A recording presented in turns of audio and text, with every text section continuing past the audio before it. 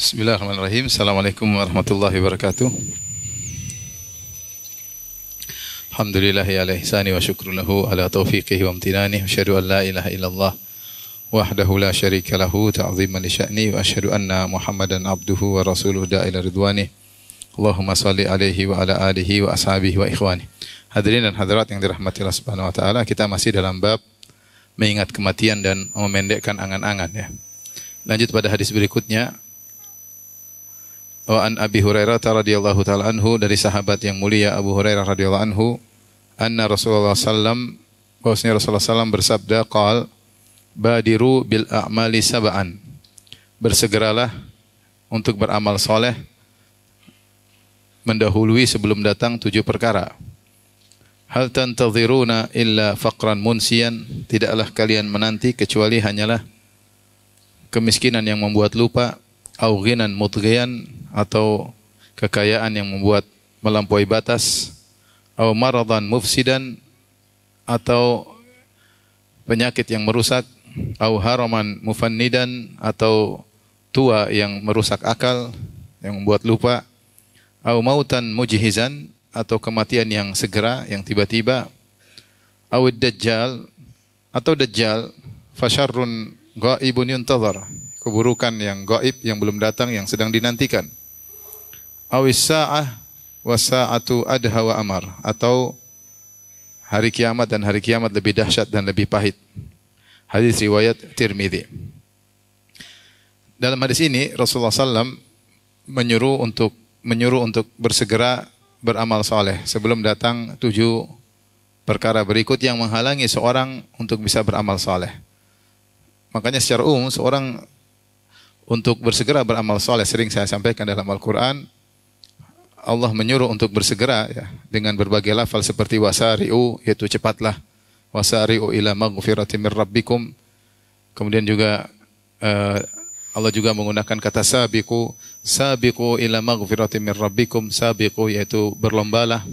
Demikian juga firman Allah, fastabiqul khairat, dahuluilah. Kemudian juga Allah berfirman, wa fi dzalika falyatanafasil mutanafisun, untuk urusan surga maka bersainglah. Jadi semua menunjukkan agar seorang bersegera. Karena hidup ini dia tidak tahu sampai kapan, dunia hanya sebentar, sementara hidup dunia adalah ladang untuk menanam amal sebanyak-banyaknya, panennya nanti. Kapan seorang meninggal dunia, maka telah selesai kesempatan dia untuk beramal soleh. Sebagaimana perkataan Ali bin Abi Thalib, al-yauma amalun bila hisab. Hari ini yang ada amal, tidak ada yang menghisab. Wa ghadan hisabun bila amal. Adapun kalau sudah meninggal tidak bisa beramal lagi. Yang ada cuma hisab. Maka di sini Rasulullah SAW menyebutkan 7 perkara yang membahayakan, bisa mempengaruhi amal soleh seseorang.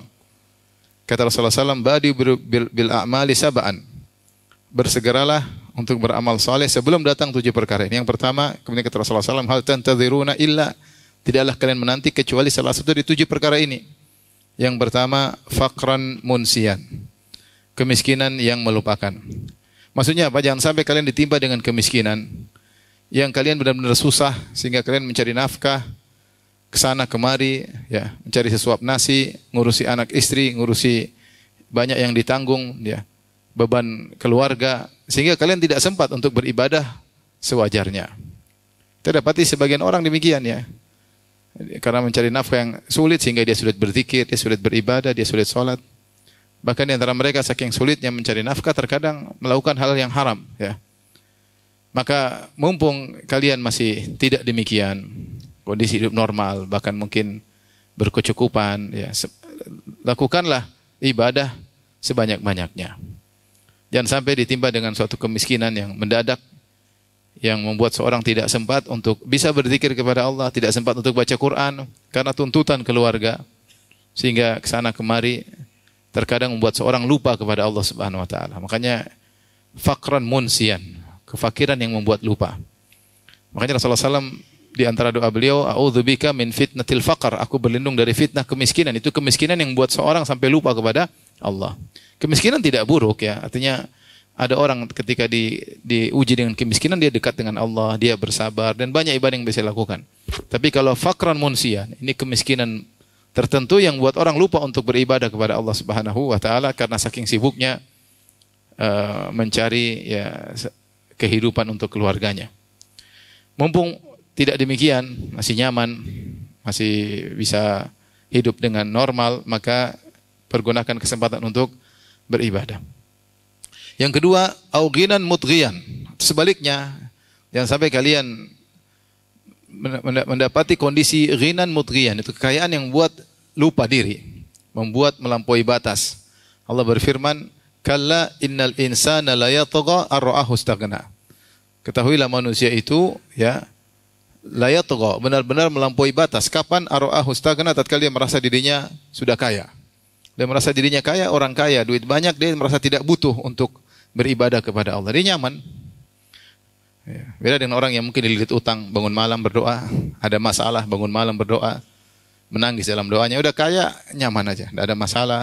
Sehingga membuat dia bermudah-mudahan untuk tidak beribadah kepada Allah. Karena kenyamanan yang buat dia lupa, kenyamanan yang buat dia melampaui batas. Demikian juga, dia bertahawun, bermudah-mudah dalam bermaksiat. Nyaman, ada duit, mau ini, mau anu, berfoya-foya, mau jalan-jalan, mau nonton apa, mau hambur-hamburin duit. Ya. Kemudian belum lagi sampai pada tingkatan yang lain, sombong, angkuh dan yang lainnya. Maka jangan sampai juga kalian kaya dengan kaya yang seperti ini. Ya, kaya yang buat kalian lupa untuk beribadah kepada Allah sehingga kalian melampaui batas. Merasa tidak butuh untuk beribadah kepada Allah Subhanahu wa taala. Tentu ada kaya yang baik, kaya yang menjadikan kekayaannya menjadikan dia semakin dekat dengan Allah Subhanahu wa taala ya. Jadikan dia dekat dengan Allah Subhanahu wa taala ya. Dan sudah saya sering sampaikan bagaimana kisah-kisah para nabi yang menakjubkan, diberi kecukupan namun ternyata semakin dekat dengan Allah. Lihatlah Nabi Daud, seorang raja ya, penguasa, kaya raya, tetapi puasa Daud. Sehari puasa, sehari berbuka. Raja, kaya raya, tapi solat malam. Afdhalus salat, salatu Daud. Sebaik-baik solat, solatnya Nabi Daud. Kana yanamu nisfal lail, beliau tidur setengah malam. Wa yusalli thuluthahu, dan dia solat sepertiga malam. Wa yanamu sudusahu, dan kemudian dia tidur lagi seperenam malam. Dia bagi malam jadi tiga. Setengah buat tidur, sepertiga buat solat, seperenam tidur lagi sehingga bangun dalam kondisi segar bugar. Ini jadi raja berkuasa. Sebagian orang baru jadi camat sudah lupa untuk beribadah. Baru camat. Belum jadi wali kota, belum jadi gubernur, belum jadi penguasa. Baru dapat jabatan sedikit sudah lupa. Ya. Lihat apa kata Allah terhadap Nabi Sulaiman. Tatkala Allah berikan dia berbagai macam kenikmatan. Kata Allah, "I'malu ala Dawud syukra wa qalilun min ibadiyasy syakur." Wahai keluarga Daud, maksudnya Sulaiman bin Daud, beramallah sebagai bentuk syukur kepada Allah. Nabi Sulaiman kalau sholat sangat lama. Sangat lama. Ya, sampai ketika dia meninggal dunia tidak ada yang tahu, jin-jin pun tidak tahu. Kecuali rayap yang makan apa?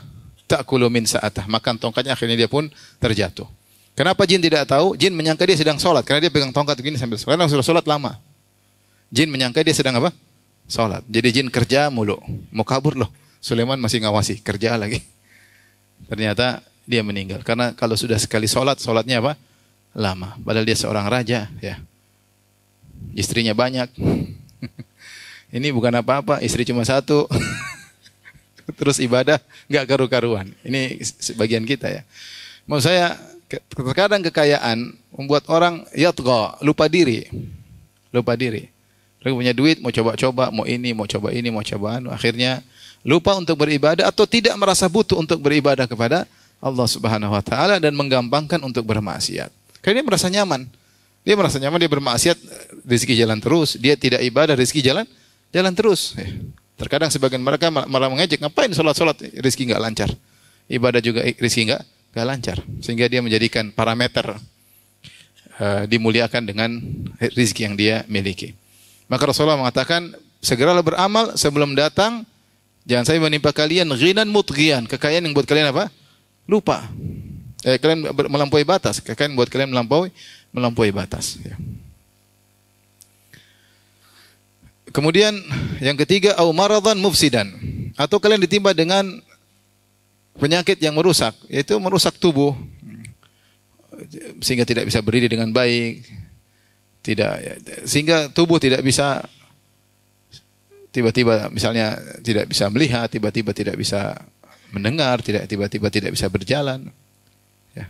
Ada, saya pernah dengar cuplikan seorang dia berjalan bermain-main sama teman-temannya anak muda bersafar.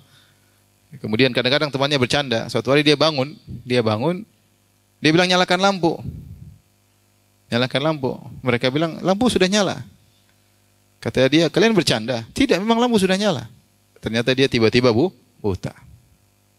Allah cabut kenikmatan darinya. Itu berbeda orang yang masih normal. Ya, kesempatan untuk beribadah lebih banyak. Tapi kalau udah sakit yang berat, ya misalnya penyakit komplikasi, penyakit gula, sudah tidak segar seperti ketika masih kuat. Ya, umroh tidak sesegar dulu, haji tidak sekuat dulu. Ya, oleh karenanya seorang mumpung sehat, ya banyak beramal soleh. Mumpung sehat bisa puasa Senin Kemis, Ya. Mumpung sehat bisa berdakwah. Mumpung sehat bisa umroh, haji, lakukan. Nanti kalau sudah tua, apalagi sakit yang parah, sudah tidak seperti dulu, ibadah tidak seperti dulu.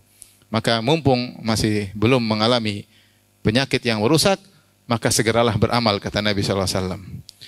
Yang berikutnya yang keempat, au haraman mufannidan, atau tua yang membuat tafnid itu merusak, membatalkan, itu membuat akal tidak normal, sering lupa. Sudah begini sulit. Sudah sholat, dia bilang belum sholat. Belum sholat, dia bilang sudah apa? Sholat. Nanti kadang-kadang dia suruh yang baik, dia suruh anaknya suruh tongkrongi dia. Allahu Akbar, nanti dia baca. Ruku, Allah ruku. Diajarin sama, karena dia udah lupa semua. Nanti rakaat kedua, dia diingatin terus. Dia udah nggak mampu. Udah nggak mampu untuk berpikir dengan waras. Ya. Banyak orang mengalami ini, kemampuan berpikirnya menurun. Ya.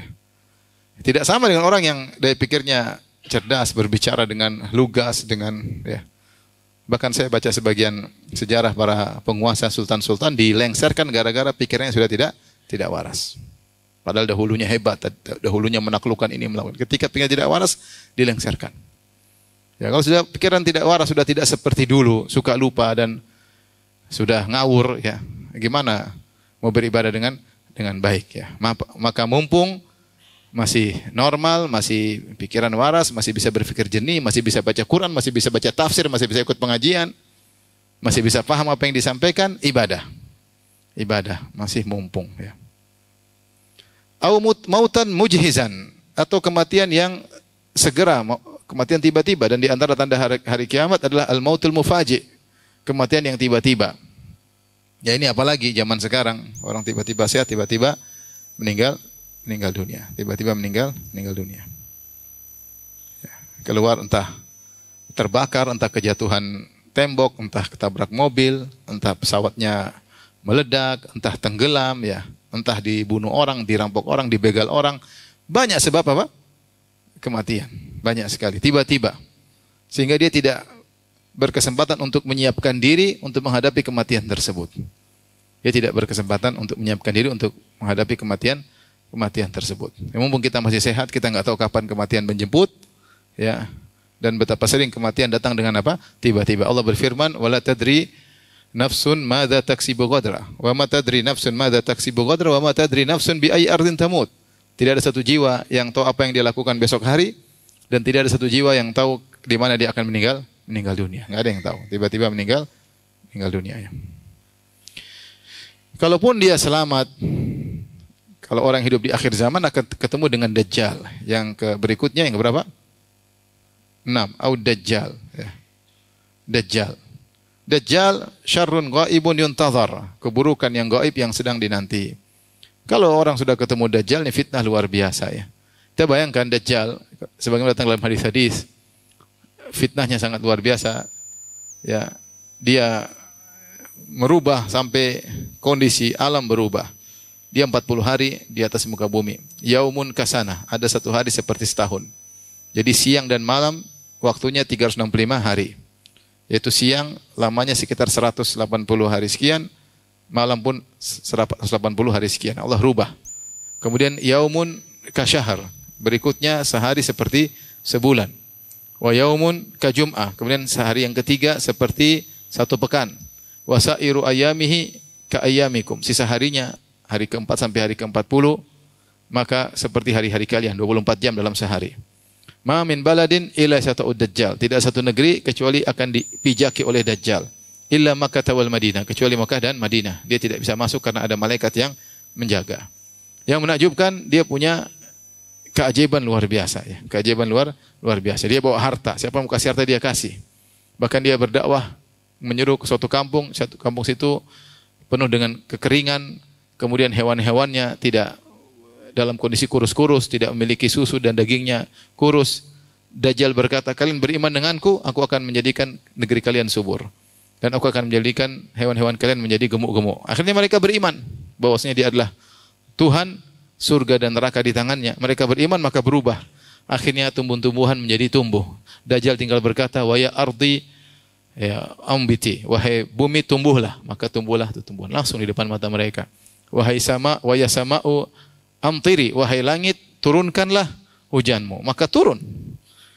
Kita bayangkan kita ketemu dengan orang seperti ini. Baru ketemu tukang sulap aja sudah sudah goyang imannya. Sudah goyang imannya. Ketemu seperti ini. Ngeri. Ya. Ngeri. Kemudian dia dihayalkan dia bisa menghidupkan orang mati. Dia bisa menghidupkan orang mati. Ada Dajjal berkata seorang, saya tidak akan beriman dengan. Bagaimana kalau saya hidupkan ayah dan ibumu? Kau beriman? Kata dia, iya. Allah Dajjal hidupkan ayah dan ibunya. Ayah ibunya hidup mengatakan, wahai anakku, berimanlah kepadanya. Subhanallah. Ini syaitan padahal. Maksud saya ini fitnah luar biasa ya. Ya. Oleh karena dalam hadis disebutkan yang paling banyak mengikuti Dajjal adalah para wanita. Ya. Ketika Dajjal tidak bisa masuk di kota Madinah, maka Dajjal bikin isu. Wanita, ya mungkin kepo, mungkin nonton YouTube ketika itu. Ada orang gini sakti macam-macam. Maka keluar sampai seorang laki datang, dia ikat ibunya, dia ikut adik perempuannya, dia ikat tantenya supaya tidak keluar menuju Dajjal. Karena mereka terpengaruh. Ya, melihat berita tentang Dajjal ya. Kalau datang Dajjal, mana sempat mau beribadah, susah. Susah karena kondisi isu yang luar biasa, isu yang luar biasa. Sekarang aja banyak Imam Mahdi palsu saja banyak pengikutnya. Imam Mahdi palsu. Saya pernah naik kapal, kemudian petugas kapal bilang, "Ustaz, sini aja, tidur di sini, gratis Ustaz." Di ruang. Enggak lah, saya bilang. Dia bilang, "Dulu kemarin ada Imam Mahdi ke sini juga." Numpang gratis. Oh, Masya Allah. Saya bilang Imam Mahdinya keluar di zaman yang tidak pas. Kalau Imam Mahdi udah keluar, kita udah makmur, udah kaya raya. Ini masih miskin, masih banyak utang. Imam Mahdi salah keluar. Kan di antara Imam Mahdi kalau keluar rakyat makmur dan macam-macam. Imam Mahdi naik kapal aja numpang, gimana ceritanya? Harusnya jet pribadi kalau Imam Mahdi. Taib. Jadi itu aja ada yang percaya. Ngaku Imam Mahdi ada yang percaya, ya. Dan banyak orang ngaku Imam Mahdi, ya. Sai Baba saja yang pesulap palsu saja banyak yang percaya. Gimana kalau muncul Dajjal yang benar-benar sakti, yang bilang langit, wa ya sama'u amtiri, wahai langit, hujan, subhanallah. Ya. Kemudian dia datang ke suatu kaum tersebut tanahnya subur, kemudian hewan-hewannya gemuk. Kata Dajjal, berimanlah kepadaku. Mereka tidak beriman, langsung gersang. Hewan-hewan jadi kurus. Siapa yang imannya tidak goyang kalau seperti itu? Ya. Makanya di antara hikmah sebenarnya mengatakan, kita kalau sholat kita berlindung dari Dajjal. Wa'udzubika min syarri fitnatil masih Dajjal. Aku berlindung dari keburukan fitnah Dajjal. Meskipun mungkin kita tidak bertemu dengan Dajjal, karena Dajjal di akhir zaman. Tetapi masih ada Dajjal-Dajjal kecil yang juga bisa membuat orang tumbang imannya. Ya para penipu-penipu yang aku sebagai Nabi, yang aku sebagai Nabi Isa, yang aku sebagai Nabi baru, yang aku sebagai Imam Mahdi, ya. Yang aku sebagai wali, yang aku sebagai Dajjal kecil semuanya itu. Ya, ngaku wali, ngaku ketemu Nabi Khidir, dapat stempel dari Nabi Khidir, macam-macam. Sampai ada yang mau jadi daftar wali, dia bawa proposal kepada Nabi Khidir untuk jadi apa? Jadi wali. Ada yang percaya? Banyak yang percaya. Sampai ada yang bilang baru turun dari Sidratul Muntaha. Zaman sekarang banyak Dajjal ya. Bukan Dajjal asli, Dajjal apa? Kecil. Kita berlindung dari Dajjal besar supaya kita ingat bosnya ini saja masih kecil-kecil bisa merubah iman seseorang. Bagaimana kalau Dajjal super yang datang? Ya, bisa merubah iman seseorang. Kalau tidak awis sa'ah. Kalau tidak, kalau datang hari kiamat sudah enggak bisa apa-apa. Wasa'atu adha wa amar, dan hari kiamat lebih dahsyat dan lebih pedih lagi, lebih pahit ya. Hari kiamat mengerikan ya. Karena hadis ini intinya mewasiatkan kepada kita untuk semangat beramal mumpung masih ada kesempatan. Dan di antara kebaikan syariat atau indahnya syariat, siapa yang ketika memiliki kesempatan untuk beramal, kemudian dia beramal lantas dan itu menjadi kebiasaan dia, tradisi dia, kebiasaan dia, kemudian datang halangan membuat dia tidak bisa melakukannya, maka tetap dicatat amalnya seperti itu. Seperti sabda Nabi SAW, idza maridal abdu aw safar kutiba lahu ma kana ya'malu sahihan muqiman. Jika seorang hamba sakit atau sedang bersafar, tetap dicatat bagi dia amal soleh yang biasa dia lakukan ketika sedang tidak sakit dan sedang tidak safar. Maka seorang hamba berusaha menjaga kebiasaannya. Misalnya seorang kalau tidak safar, dia lagi di rumah, dia sholat malam, dia puasa sunnah, karena dia nyaman di rumah. Kemudian dia bersafar, ketika dia safar dia susah sholat malam. Sholat malam mungkin cuma sedikit. Kemudian dia juga tinggalkan sholat rawatib. Ya. Mungkin dia juga susah bersedekah karena dia juga butuh uang. Ya, mungkin dia susah silaturahmi karena dia sedang bersafar. Maka kebiasaan dia ketika sedang tidak safar tetap dicatat meskipun dia tidak melakukannya ketika sedang apa? Safar. Kebiasaan dia ketika mukim, amal soleh yang dilakukan ketika mukim tetap dicatat meskipun dia tidak melakukannya ketika safar. Ini keistimewaan dari Allah Subhanahu wa taala. Demikian juga ketika dia sehat, dia mungkin sholat malam, dia puasa sunnah, dia baca Quran, dia berdakwah, dia melakukan banyak kegiatan amal soleh. Ketika dia sakit, dia tidak bisa melakukan, tetap dicatat sebagaimana kebiasaannya. Makanya ketika Nabi SAW pergi dalam perang Tabuk, ya, ada sebagian sahabat yang biasa perang tidak bisa ikut karena sakit.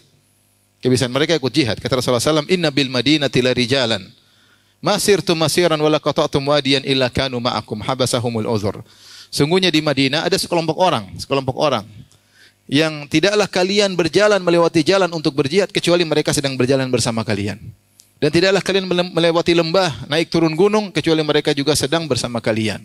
Artinya, amal mereka sama dengan amal kalian. Hanya saja kenapa mereka tidak ikut habasahumul uzur, karena mereka ada uzur. Yaitu Rasulullah SAW tahu kebiasaan mereka, kalau sedang tidak ada uzur mereka berjihad. Dan Allah tahu, seandainya orang ini tidak punya uzur, dia akan melakukan amal soleh. Allah tahu. Jadi Allah mencatat sebagaimana kebiasaan seorang. Karena Allah tahu, ini kebiasaan dia. Bukan sekali-sekali ya, tapi kebiasaan dia. Kebiasaan dia ketika sehat selalu sholat malam, ketika sehat selalu puasa Senin Kemis, ketika sehat selalu bersedekah. Nanti suatu saat ada halangan, entah dia miskin, entah dia jadi pelupa. Dia pelupa, terus dia pikun mungkin selama 5 tahun, tetap dicatat amal soleh yang biasa dilakukan sebelum pikun. Makanya di antara faedah seorang mumpung diberi kesempatan, dia beramal soleh. Tunjukkan kepada Allah bahwasanya inilah kebiasaan saya, inilah kebiasaan kita. Kalau sudah kita kebiasaan seperti itu, suatu saat ada halangan menghalangi, maka tetap dicatat sebagaimana kebiasaan seseorang.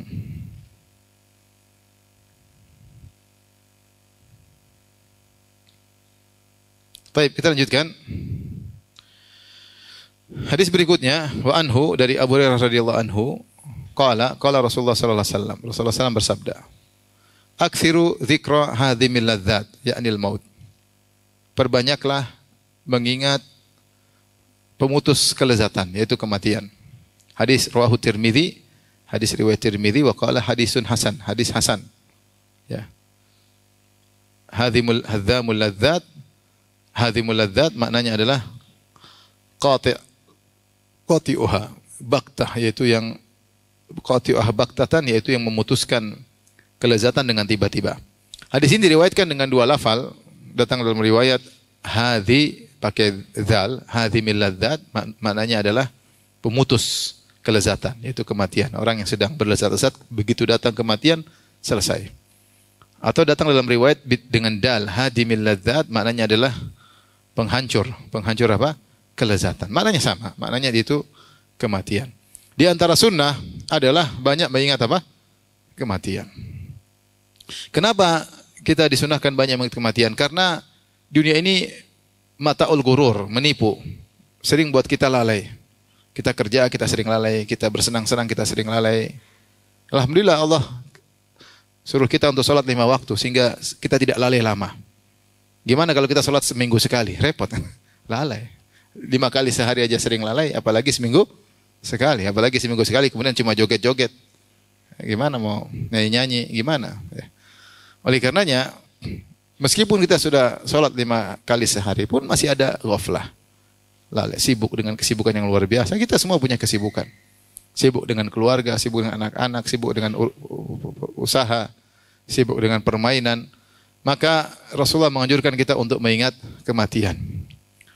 Di antara mengingat kematian nanti akan datang bab berikutnya dengan banyak ziarah kubur. Ziarah kubur. Di antara juga misalnya dengan mendatangi orang sakit. Apalagi orang sakit tersebut sakitnya parah menuju pada kematian. Bahkan yang terbaik ya, kalau bisa adalah melihat orang sakaratul maut, tapi itu susah. Kalau ada kesempatan sakaratul maut itu akan memberi pengaruh luar biasa. Ini di antara untuk mengingat apa? Kematian. Di antaranya melayat orang yang sudah meninggal. Di antaranya kita olah otak kita. Jadi aksiru zikra, perbanyaklah zikra, itu mengolah otak kita memikir tentang kematian. Gimana kalau saya meninggal? Gimana kalau saya di hadapan Allah Subhanahu wa taala? Bagaimana kalau saya tiba-tiba sekarang meninggal, sudah siap atau tidak? Kalau dihisab terkait dengan istri, terkait dengan anak, terkait dengan harta, sudahkah saya menunaikan hak-hak mereka? Ini sering perlu kita lakukan untuk banyak mengingat kematian. Disebutkan oleh para ulama, siapa man aktsara dzikral maut ukrim bi thalath. Siapa yang sering mengingat kematian, maka akan dimuliakan oleh Allah dengan 3 perkara. Dia ta'jilut taubah, dia segera bertaubat, ya.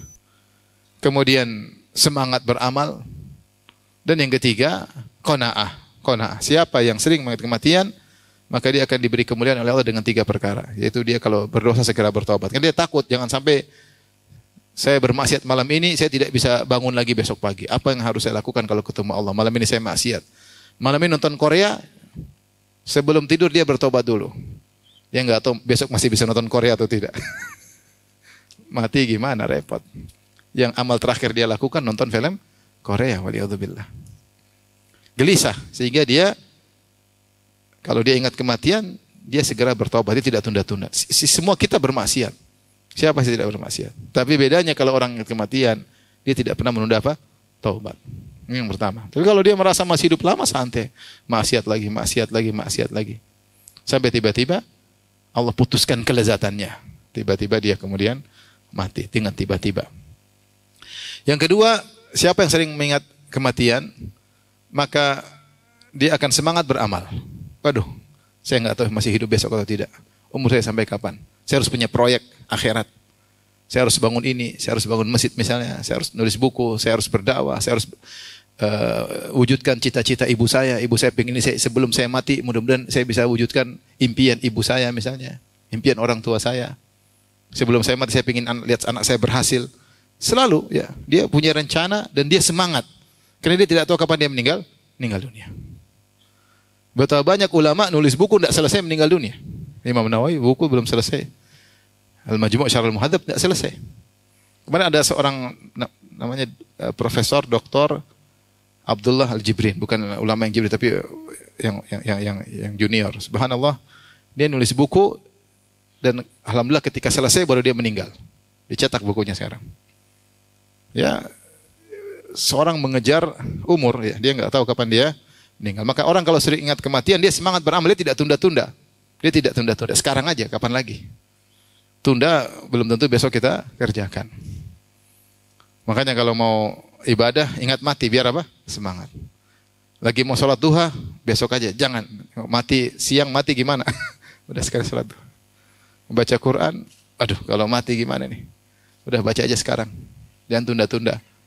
Demikian, kalau orang sering kematian, maka dia tidak akan menunda amal soleh. Dan di antaranya dia bikin program. Ya, kita urusan dunia saya sampaikan, kita sering punya program, punya target. Target jangka pendek, target jangka panjang. Oke, itu bagus. Tapi akhirat juga harus punya apa? Target. Masing-masing harus punya proyek. Harus punya proyek akhirat yang harus dia geluti. Entah apa.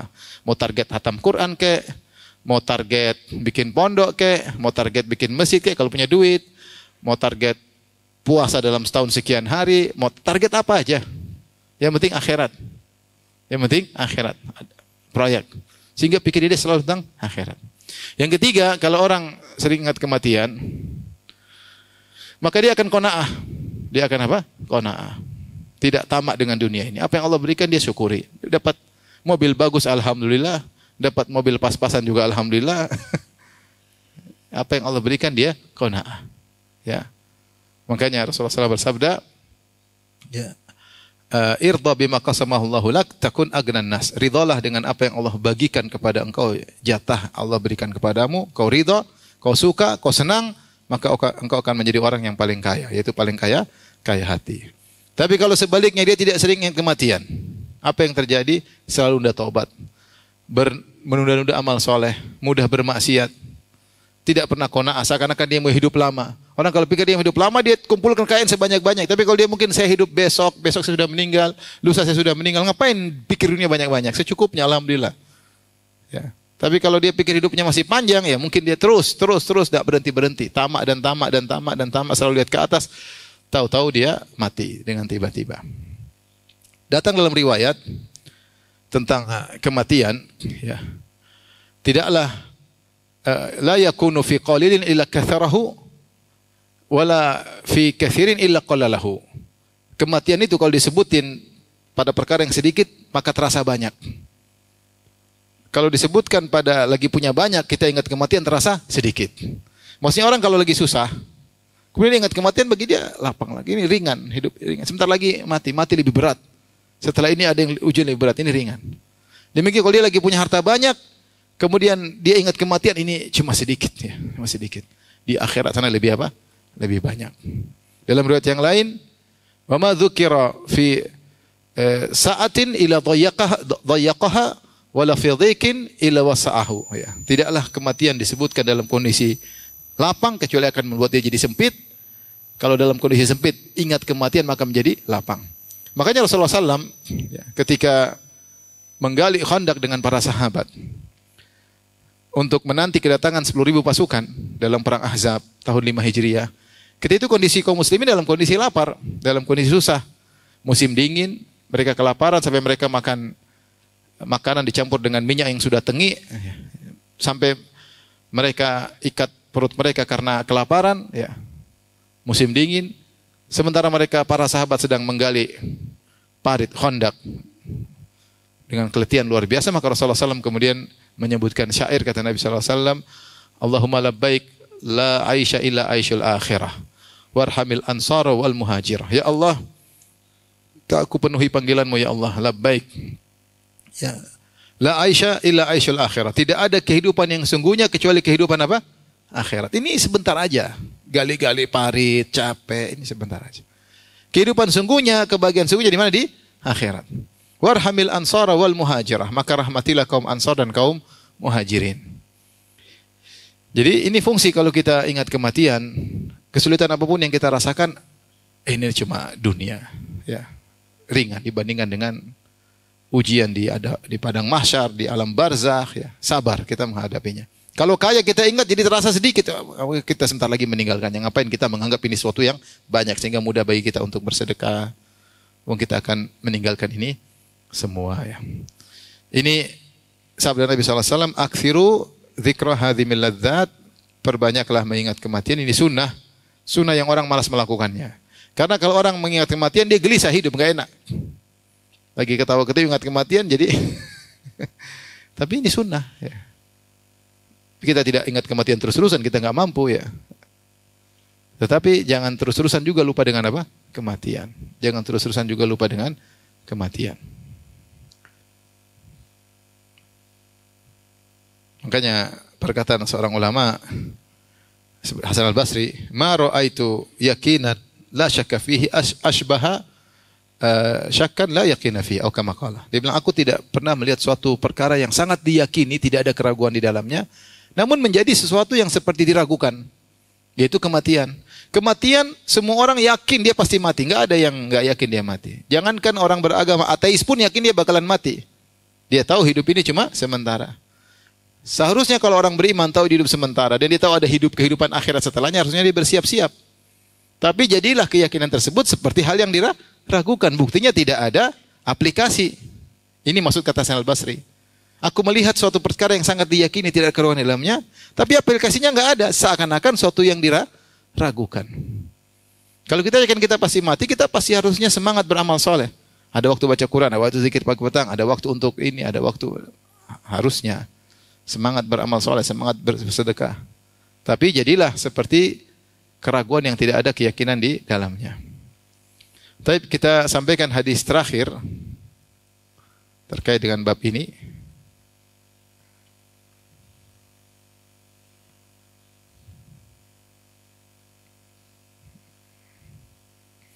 Wa an Ubay bin Ka'ab radhiyallahu anhu. Kana Rasulullah sallam idza dhahaba thuluthul lail qama. Ubay bin Ka'ab ini salah satu sahabat yang ahli Quran ya, yang hafal Quran. Ya, sampai Rasulullah SAW pernah berkata, "Wahai Ubay, sebutkanlah a'dhamu ayatin fi kitabillah." Tahukah engkau ayat teragung dalam Al-Qur'an? Maka Ubay mikir. Dia langsung cari dari 30 juz yang dia hafal. Cerrrr, dia bilang ayat kursi. Dia baca langsung. Kita apa yang mau cari bahan nggak ada. Maksudnya Nabi SAW memuji dia. Liyahnikal ilm, ya Abal Munzir. Selamat dengan ilmu wahai Ubay. Orang hebat ya. Dia yang dijadikan imam oleh Umar bin Khattab ketika memimpin tarawih di zaman Umar bin Khattab radhiyallahu anhu, di antaranya Ubay bin Ka'ab radhiyallahu anhu. Karena Rasulullah SAW idza dhahaba thuluthul lail qama, adalah kebiasaan Rasulullah SAW kalau sudah pergi tengah malam, sudah lewat sepertiga malam, beliau bangun salat. Jadi Rasulullah SAW tidur sepertiga malam. Setelah Isya beliau tidur sepertiga malam, kemudian apa? Bangun ya. Dan itu kebiasaan Nabi salat. Faqala ya ayuhan nas uzkurullah. Wahai manusia sekalian, berzikirlah kepada Allah. Ya mungkin entah lagi di masjid, entah di mana, atau sedang safar. Intinya Rasulullah SAW berhadapan dengan para sahabat. Kemudian Rasulullah SAW bangunkan mereka. Rasulullah SAW berkata, ya ayuhan nas, wahai manusia sekalian, uzkurullah, ingatlah Allah Subhanahu wa ta'ala. Jadi jangan tidur terus, ingat Allah. Ja'atir rajifah tatba'uhar radifah. Telah datang tiup sangkakala yang pertama dan akan disusul dengan tiup sangkakala yang kedua. Itu tentang hari kiamat. Akan ada. Rasulullah datang dengan membawa lafal dengan lafal fi'il madhi. Telah datang tiupan pertama. Maksudnya itu suatu kepastian. Ini metode orang Arab. Ketika menyebutkan suatu yang masa depan, tapi pasti terjadi, terkadang mereka gunakan dengan fi'il madhi. Itu past tense. Ini past tense bentuknya. Telah datang tiupan pertama. Maksudnya pasti akan datang tiupan pertama. Sangkakala yang pertama. Ya. Yauma tarjufur rajifah tatba'ur radifah dalam surat An-Nazi'at. Datang tiupan pertama, kemudian disusul dengan tiupan yang kedua. Tiupan pertama mematikan semua orang yang masih hidup di akhir zaman. Ya, nafkhatus sa'aq. Kemudian pada mati, setelah itu tiupan kedua membangkitkan mereka untuk siap dihisab. Ja'al maut bima fihi. Kata Nabi, ja'al maut bima fihi. Telah datang kematian dengan apa yang dibawanya. Telah datang kematian dengan apa yang dibawanya. Maksudnya orang kalau sudah mati, maka akan banyak perkara-perkara di balik itu. Dia akan didudukkan di kuburan, ditanya oleh malaikat mungkar dan nakir, dan dia akan mengalami himpitan kubur, dan dia akan mengalami kalau bukan azab kubur, nikmat kubur. Setelah itu dia akan menunggu sampai hari kebangkitan. Setelah itu dibangkitkan, dibawa terik matahari dengan jarak 1 mil, dan seterusnya. Kata Rasulullah SAW, Ja'al mautu bima fihi. Telah datang kematian. Seandainya kematian adalah selesai dari kehidupan, mungkin seorang boleh berfoya-foya sekarang. Tapi kematian adalah permulaan kehidupan baru yang mendatangkan hal-hal yang banyak, peristiwa-peristiwa di balik itu. Makanya Rasulullah mengatakan ja'al mautu bima fihi. Telah datang kematian dengan apa yang digiring olehnya. Itu banyak perkara di balik itu. Rasulullah ingatkan agar ingat kematian. Berikutnya, qultu ya Rasulullah. Ubay bin Ka'ab berkata, aku berkata ya Rasulullah, inni ukthirus salata alaik. Ya Rasulullah, aku sering bersolawat kepada engkau itu. Allahumma shalli ala Muhammad dan seterusnya. Fakam aj'alu laka min salati. Ya. Saya menggabungkan salat dengan doa. Saya sering berdoa untuk diriku dan saya juga berdoa bersalat untuk engkau. Qala ma syi'ta. Berapa banyak bagian waktu untuk berdoa saya gunakan untuk bersalat kepada engkau? Kata Nabi, terserah engkau. Qultu ar-rubu', apakah seperempat doaku saya gunakan untuk bersolawat? Kata Nabi, ma syi'ta. Terserah.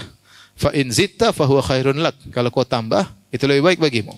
Qultu fa nisfu, apakah setengah, yaitu sebagai kalau waktu untukku berdoa, aku bagi 2, setengah untuk berdoa untukku dan setengah untuk bersalawat kepada anda.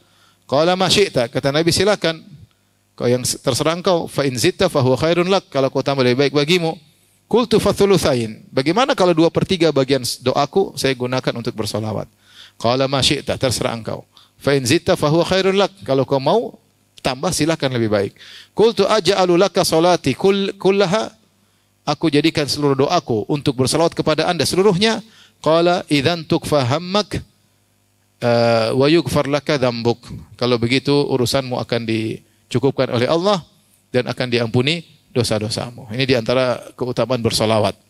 Seorang sering bersolawat kepada Nabi sallallahu alaihi wasallam. Solawat adalah berdoa untuk Nabi. Allahumma salli ala Muhammad wa ala ali Muhammad kama sallaita ala Ibrahim wa ala ali Ibrahim innaka Hamidum Majid wa barik ala Muhammad wa ala ali Muhammad kama barakta ala Ibrahim wa ala ali Ibrahim innaka Hamidum Majid. Ini namanya salawat Ibrahimiyah dan dia salawat yang terbaik.